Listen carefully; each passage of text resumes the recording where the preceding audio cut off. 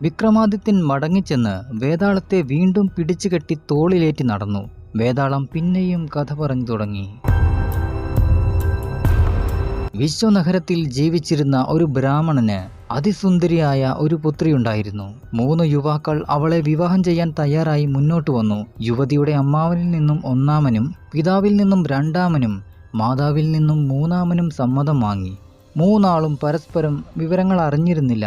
വിവാഹകാലമായപ്പോൾ വരൻ ആരായിരിക്കണമെന്ന കാര്യത്തിൽ തർക്കമായി. ആദ്യമൂലം പെൺകുട്ടി പരലോകം പ്രാപിച്ചു. എങ്കിലും അവളെ ആഗ്രഹിച്ചിരുന്ന ആ 3 യുവാക്കളും പ്രേമസമ്പന്നരായിരുന്നു. ഒരാൾ അവളുടെ ശവമാടത്തിൽ കാവലിരുന്നു. 2-ാമൻ അസ്ഥിയും കൊണ്ട് ഗംഗയിലേക്ക് പോയി. 3-ാമൻ വിരക്തനായി ദേശസഞ്ചാരം ചെയ്യാനും തുടങ്ങി. ദേശാടനം ചെയ്തുകൊണ്ടിരിക്കുന്ന യുവാവ് ഒരു ബ്രാഹ്മണനിൽ നിന്നും മരിച്ചവരെ ജീവിപ്പിക്കുന്ന മൃതസഞ്ജീവനി മന്ത്രം പഠിച്ച് വേഗത്തിൽ ശ്മശാനത്തിലെത്തി. അവിടെ അപ്പോഴും 1-ാമൻ കാവലിരിക്കുന്നുണ്ട്. ഗംഗയിലേക്ക് അസ്ഥി കൊണ്ടുപോയവനും മടങ്ങിയെത്തിക്കഴിഞ്ഞു. മൃതസഞ്ജീവനി മന്ത്രം പഠിച്ചയാൾ മരിച്ചുപോയ യുവതിയെ പെട്ടെന്ന് ജീവിപ്പിച്ചു. വീണ്ടും പഴയ തർക്കം ആരംഭിച്ചു. ആരായിരിക്കണം വരൻ? വിക്രമാദിത്യനോട് മറുപടി പറയാൻ പറഞ്ഞുകൊണ്ട് വേതാളം ചോദിച്ചു.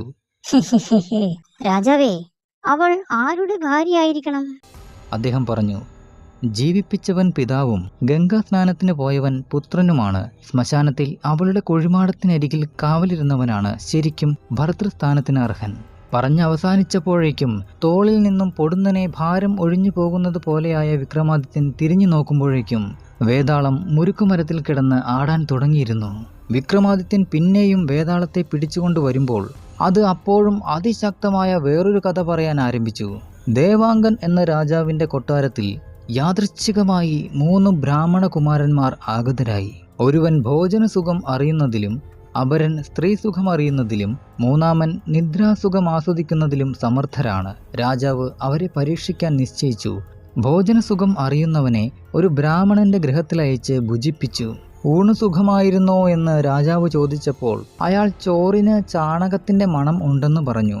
ചാണകച്ചാമ്പൽ വളമായി ഉപയോഗിച്ചിരുന്ന നെല്ലിന്റെ ചോറായതുകൊണ്ടാണ് ചാണകത്തിന്റെ മണം എന്ന് രാജാവിന് മനസ്സിലായി.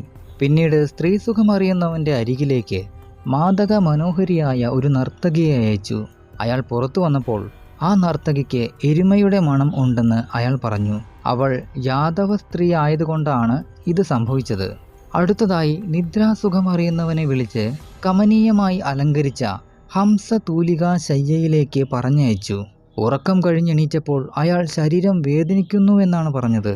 കിടക്ക പരിശോധിച്ചപ്പോൾ അതിൽ നിന്ന് ഒരു മുടിനാരിഴ കണ്ടു.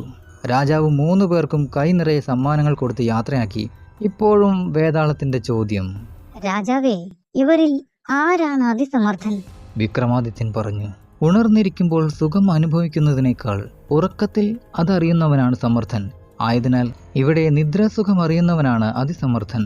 വിക്രമാദിത്യ രാജാവ് ശരിയുത്തരം പറഞ്ഞതോടുകൂടി വേതാളം കെട്ടഴിച്ച് ഇറങ്ങിയോടി പഴയ സ്ഥാനത്തേക്ക് തന്നെ ചെന്ന് മുരുക്കുമരത്തിൽ കയറിപ്പറ്റി.